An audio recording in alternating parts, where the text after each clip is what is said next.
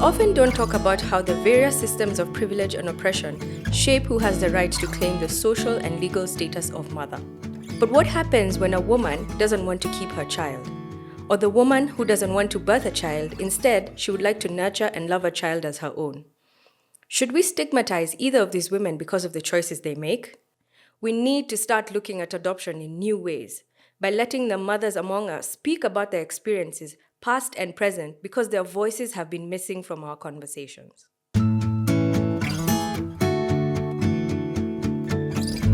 So for the purposes of this video, maybe I can introduce myself as Barbara, which is one of my names. I don't use it, so I guess, I'm a firstborn in a family of 3. I have a brother who follows me, and then a sister after that. Just a typical middle-class family. Grew up in Nairobi, went to school in Nairobi, primary school, went to a Nairobi boarding school, just the usual. So first of all, I actually had my first baby when I was 22. So it's the usual, I meet this person and I decided from when I was 18, I decided that I wanted to have a baby. And so at about 21, I meet this man, and I was in university. My parents did not think I should get married. So me and him decide the one thing that will make them agree for me to get married is if we got pregnant. So we plan and we get pregnant, and my parents still say, no, you cannot marry him. He was much older than me. And so then he was also from a different tribe, which was a big deal for my folks. So they say, no, you cannot get married. And so they refuse for us to get married. So I have that baby. And eventually he and I still did not last. So we break up. And so now I'm a single mom and life goes on. So a couple of years later, I meet somebody else and we have a relationship, and then we break up. But what I didn't know at the point that we broke up was that I had gotten pregnant. So when I discovered that I am pregnant, one of the things that I had told myself in my life was that I'd never have a man ask me, how do I know it's mine? So I decided not to tell him that I was pregnant because we had already broken up. So my first instinct was to have an abortion.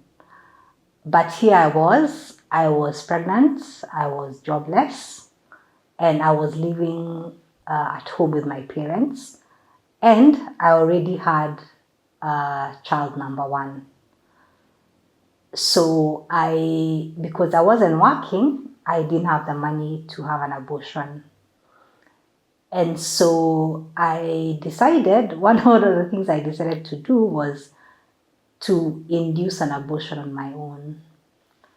And so, when you're in campus and you're shown all these videos of all these things that women do to have abortions, and one of them was something about a saline solution.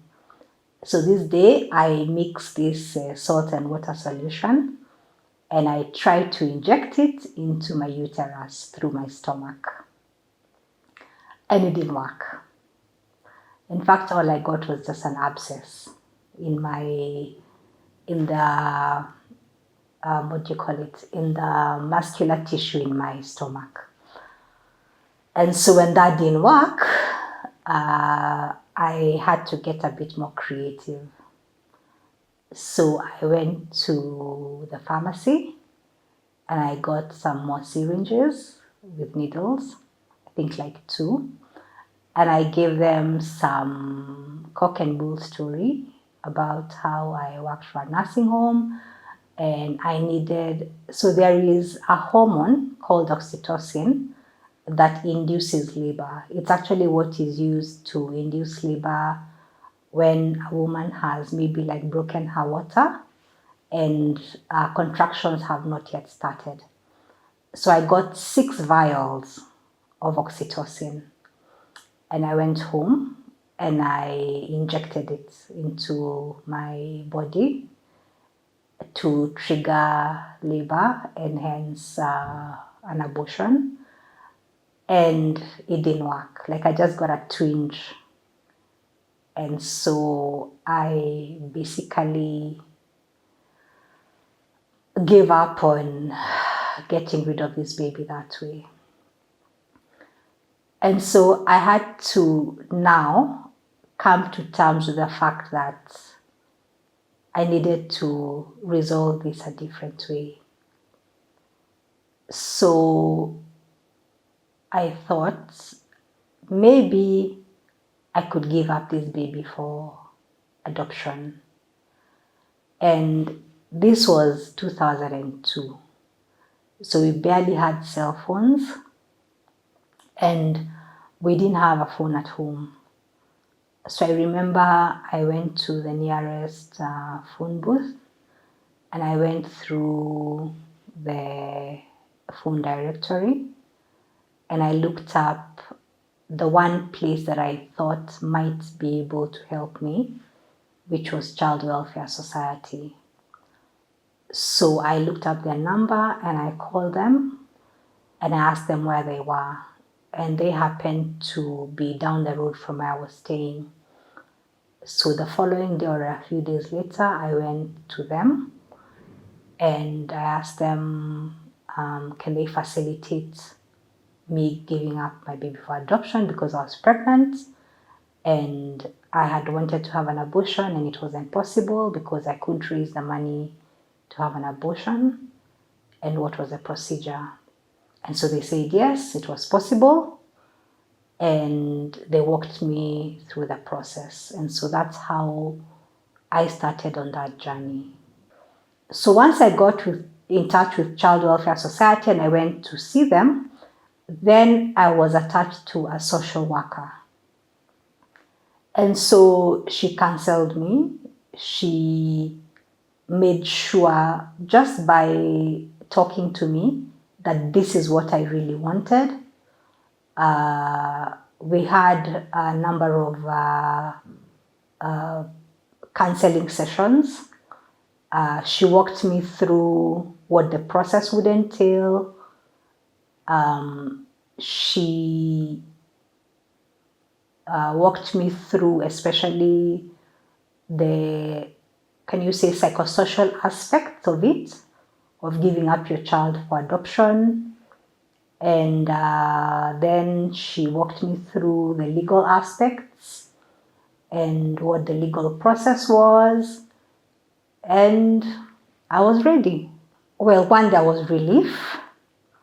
There was relief because I had a solution. Remember, I had tried to get rid of this baby and I hadn't been able to. So there was relief that there was a solution. There was a bit of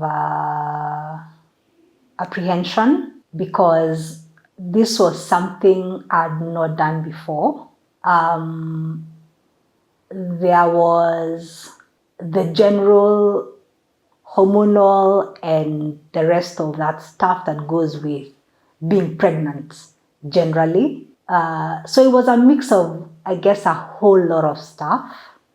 And it was just everything, I guess, happening at once. I didn't talk to my parents because they didn't bring up the father I was expecting, and I didn't bring it up, and so life just continued. My friends were very supportive, at least the ones who I was in contact with and who knew what was going on. And it was just that.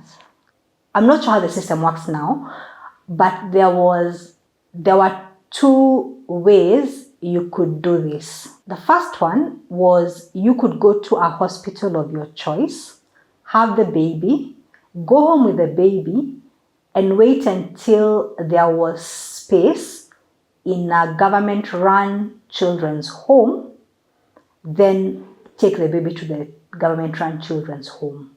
Because what happens is that there is a 6-week window between the time the child is born and the time the parents get the baby for the birth mother to make the final decision. Part of the reason why they do that is because pregnancy hormones can make you make interesting decisions, and so they give the birth mother time to make the final decision. Because when you make that decision, it's a final legal decision. Once you sign those papers, you cannot then change your mind. The other option is to go and have the child in a government hospital, then leave the child in the nursery there, because then the government takes over the process, wait out the 6 weeks, and then sign the legal papers, and then the child can go to the waiting parents. So I chose the second option because I didn't want to go home with a child. Remember, for starters, I was living with my parents, and then secondly, I already had baby number 1, and I didn't want the complications of starting to explain to my daughter, you have a sister, no, you don't have a sister, and so on and so forth. So the process that I went through was when I went into labor, because my water broke, I went into labor. I called a friend of mine, and he came home, and he picked me up, and he took me to Pumwani, which is where I wanted to have the baby, because it's a public hospital. And I went through labor, I gave birth. I actually spent about 8 hours with my daughter. I sang to her, I prayed over her, I talked to her, and then I called the nurses, and I had the legal paperwork for her, and I gave the paperwork, and I gave her to the nurses, and I told them, yeah, this baby is for adoption, she needs to go to the nursery. And then I left the hospital and left her there.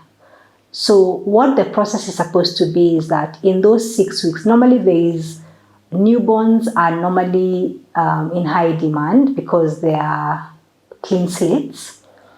And so there's normally adoptive parents or an adoptive parent waiting. But for the 6 weeks, for the first 6 weeks of the baby's life, the baby is going to be cared for in either, in that case, the baby will be cared for in a hospital nursery or in a children's home nursery until the birth mother signs over the rights of the child to the adoptive parents. Yeah, so once I left the hospital, I went home, and 6 weeks later, I got in touch with Child Welfare Society. I went to their lawyer, and I signed over the rights to my daughter, and that was it. I have never had any regrets. In my mind, I've always said that I turned an unwanted child into a wanted child because I didn't want her, and her parents wanted her. Yeah, my sister has always said, that girl will come looking for you. I've always thought about it, and I guess we shall see how life plays out. Yeah, because she's going to be 19 in October. The biggest reason why I'm actually doing this interview anonymously is because I have no problem with what I did. I have no regrets, I have no issues, because I know I made the right decision for myself, for my daughter, and for my other daughter. But I don't want to deal with the ignorant part of society, or people who will walk up to me and say, how could you give up your baby? You're a bad mother, and the rest of that rubbish and nonsense. And that part of society actually is so prevalent that even the counselor at Child Welfare Society gave me this advice when I was going to have the baby. She told me, here are the legal documents for the baby and for you to be able to leave the baby at Pumwani. But do not tell the nurses that this baby is up for adoption until after the birth process. Because if they know that you're going to give this baby up for adoption, they're going to mistreat you during the birth process. That is a level of ignorance that we are dealing with. The level of ignorance that says that as a woman, if you are going to give up your baby for adoption, people are going to judge you very harshly, because as a woman, if you're going to give birth to a baby, you must take care of them. And I also feel like there are a lot of women who have children they do not want to take care of, but because of societal perception, they end up serving time, quote unquote, in taking care of those children, although they don't want to. And so I know that there are women who are going to watch this and listen to this and feel like I got a get out of jail card by what I did. And that's actually the only reason I'm doing this anonymously. I think that there's a lot of societal perception that if you get pregnant and you choose to have the child, you must then go through all it entails to take care of and bring up this child, whether you like it or not. And so anybody who is seen not to quite follow that script or to go down that road is seen as somebody who, what's the word I can use? Somebody who escaped or somebody who had it easy. And yet, it's a decision that I made. And I made the best decision for myself. And for my daughter, the one I brought up. And for my daughter, the one who was brought up by somebody else. Yeah, and it's just that simple. So I think any woman who adopts a child, for whatever reason they adopt, I think that's really beautiful, because there's so many ways to be a mother, and adoption is just one of them. And I think that motherhood is this amazing thing, especially if you do it by choice, like you would if you actually went out there and went through the process of adopting a child. And so I'd say more power to you, and as an adoptive mother. For a woman who gives up a child for adoption, I think that's also really, really beautiful, because you have your reasons. There are so many reasons why you'd be giving up your baby for adoption. And all those reasons are valid, because nobody knows the journey that you're walking. I'd say only be a mother if you want to be a mother. Don't be a mother because of society. Don't be a mother because you got pregnant. Be a mother because you want to be a mother. I am a mother to my first daughter because I wanted to be a mother. Like, I planned to get pregnant, and even if you don't plan to get pregnant and you find yourself pregnant, then work your way towards accepting to be a mother. But I always say that I had one maternal bone in my body that I have spent on my daughter, and I wanted to be a mother to her. But be a mother because you want to be a mother. Don't be a mother because of external things out there. Yeah.